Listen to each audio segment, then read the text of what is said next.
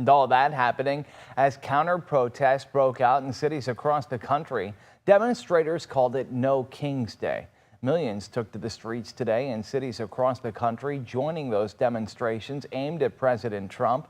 Marchers rallied for democracy and immigrant rights, chanting against authoritarian rule. And governors in several states called for calm and deployed National Guard troops as a precaution.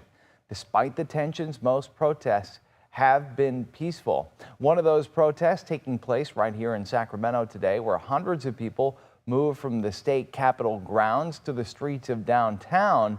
ABC 10's Gabriel Porras was there. As far as you can see, on the front steps of California's Capitol, this is what democracy looks like. To hundreds of demonstrators who believe democracy is in need of saving. I feel like the country is descending into fascism, honestly, and it's important that we show up and show that we're not going to stand for that. Let's bring our democracy back. Let's not go to fascism. The nationwide No Kings protests, a direct response to the military parade in Washington. On the streets of Sacramento, there were many more reasons demonstrators believe democracy is dissolving. We're not going to tolerate the military being called out on American citizens. We need to protect LGBTQ rights, our immigrants. What we're seeing happen on a federal level right now is not America, it's not the U.S., it's not this country. The protest has largely stuck to the sidewalks and the Capitol grounds, but you have moments like this where certain waves of demonstrators will take to the downtown streets and they will block those streets for some time.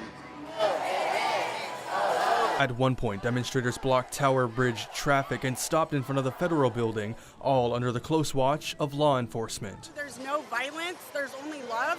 I've ran into a couple people by mistake and everybody's like apologetic. I'm excited to see so many people here. Hundreds turning out in Sacramento. This right here is a pivotal moment. Hoping to be heard. No case, no case. In Sacramento, Gabriel Porras, ABC 10.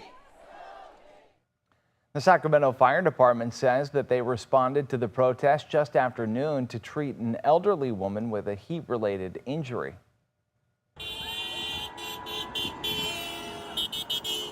And this was the scene in Folsom today as hundreds of people showed up to participate in a No Kings demonstration. About 300 people lined the road as drivers honked while passing by.